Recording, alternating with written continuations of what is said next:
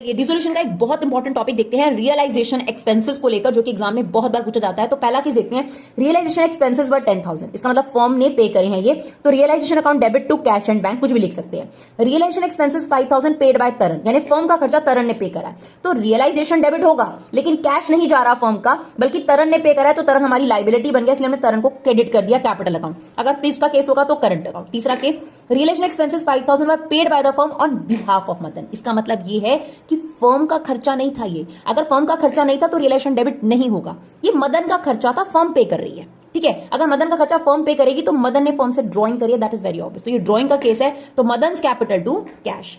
फिर आता है पवन, पार्टनर है जिसको फर्म ने सारे एक्सपेंसेस रिजोल्यूशन का काम करने के लिए 20,000 का रेम्यूनरेशन तय करा। अब पवन का एक्चुअल खर्चा 10,000 होता है, ये हमारे लिए किसी काम का नहीं। देखो फर्म ने तय कर दिया तुमको 20,000 रुपए देंगे, अब तुमने सारा काम करना है, ठीक है। अब पवन 10,000 में काम करे, 25 में काम करे, हमें कोई मतलब नहीं है। तो यहां पर हमारे लिए 20,000 रेलिवेंट अमाउंट है जो फर्म पार्टनर को दे रही है। और क्यों दे रही है? क्योंकि डिसोल्यूशन का खर्चा कर रहा है, तो ये हमारे डिसोल्यूशन एक्सपेंस ही हुआ ना।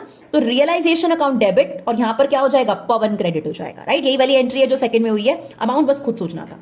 फिर out of the 8,000 expenses paid by the firm, जब फर्म ने 8,000 रुपए पे करे तो फर्म का कैश तो चला गया पक्का 8,000 रुपए, तो कैश तो क्रेडिट कर दिया हमने।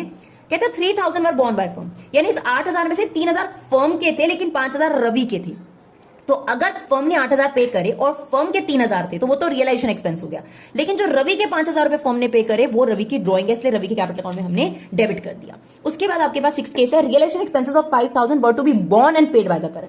अब देखो करण का खर्चा था, करण ने पे करा, तो फर्म का क्या रोल है इसमें? No entry. अगर फर्म का खर्चा पार्टनर पे करे, पार्टनर का खर्चा फर्म पे करे, तब हमारे लिए काम की चीज है। लेकिन पार्टनर की चीज पार्टनर पे कर दे तो वो आपके पास बिजनेस के स्कोप से बाहर है, उसकी कोई एंट्री नहीं होगी।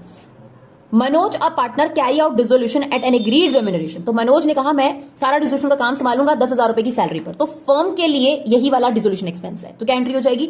Relation expenses to Manoj capital, क्योंकि हम उसको दे देंगे, ठीक है। फिर कहते हैं Dev a partner paid remuneration 15,000 for dissolution expenses, हमने फर्म का खर्चा करने के लिए, एक्सपेंसेस जो भी डिसोल्यूशन करने के लिए देव को 15,000 रुपए दिए। यहां पे स्टेटमेंट खत्म हो गई। फिर कहते हैं realisation expenses 8,000 paid by the firm, ये दोनों स्टेटमेंट अलग है। इसका मतलब ये है कि देव को भी 15,000 रुपए दिए और फर्म ने भी 8,000 रुपए पे करे। अब बच्चा इससे और इससे पहले वाले क्वेश्चन में कंफ्यूज होता है। देखो यहां पर एक्चुअल एक्सपेंस वाली बात क्या थी कि देव खर्चा कितना कर रहा है, उससे हमें कोई लेना देना नहीं है। लेकिन यहां पर क्या है, आपने देव को 15,000 रुपए तो डिसोल्यूशन के दिए, इसके अपार्ट फर्म को 8,000 रुपए पे करने पड़ेंगे, तो दो एंट्री करनी पड़ेंगी, रिलेशन टू मनोज और रिलेशन टू कैश। लास्ट है relation expenses 5,000 borne by Pavit, however paid by Hitesh, तो इसमें हो जाएगा पवित टू हितेश।